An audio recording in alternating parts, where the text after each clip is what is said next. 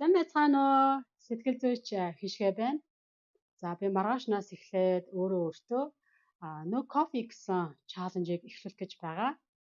За яагаад энэ чаленж хийх болсон бэ гэхээр надаа хоёр зорилго байгаа. За нэгдүгээрт нь болохоор 70 нас хүрэх үедээ нэлээд юм эрүүл тархитай, эрүүл сэтгэдэг, эрүүл амьдралын хэм маягтай болохыг одооноос эхлээд ингэж бэлдэж эхэлж байгаа. За яагаад гэж байгаа вэ гэхээр яг тархийг 40 гаруй жил судлан шинжилсэн доктор аминд хэлэхдээ хэрвээ чи яг сайхан амьдрмаар байгаа бол хүссэн шиг амьдрмаар байгаа бол тархиа ерөөсөө эрүүл байлгаа л гэдэг.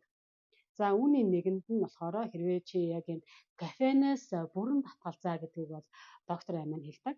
За тэгээд би маш удаан хугацааны туршид ингээд бодоод яваад байсан. Ер нь яг энэ кофенээс татгалзъя гэд. За тэгээд үүний эхлэл болох кофенаас эхэлж татгалзаж эхэлж байгаа. За тэгээд яг үүний дараа ер нь цаашдаа яг бүх төрлийн кофенээс татгалзана. За тэгээд яг зөвхөн тархиндаа ийм сайн зүйлсүүдийг хэрэглэдэг болохын төлөө ер нь амьдралаа эрүүл хэм маягтай болохын төлөө явж байгаа.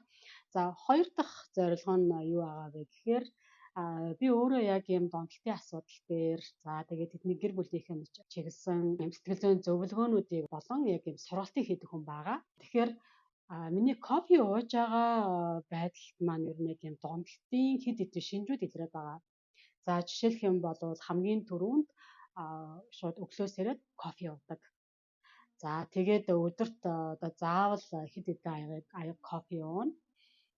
За хэрвээ кофе байхгүй байгаа гэмтэх юм бол маш их гуйнагладаг. Тэгээд заавал кофе уумаар санагддаг. Тэгээд кофег баг нэг өдөр бол байхгүй. Тэгэхээр өөрөөр хэлэх юм бол би кофеноос хамаарат миний ажлын эрч хүч за тэгээд миний сэтгэл санаа нэг байдал тодорхой хэмжээгээр хамаарат байгаа гэсэн үг.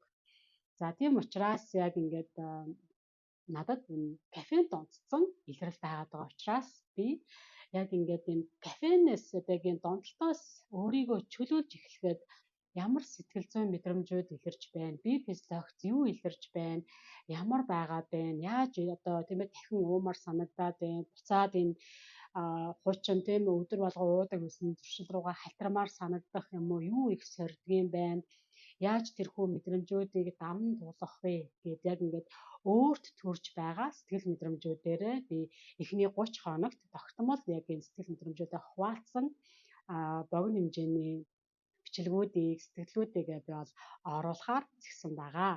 За тэгэхээр маргаашнаас эхлээд надтай хамт 30 өдрийг аялаараа. За тэгээд юу болохыг бүгдээрээ хамтдаа харцгаая.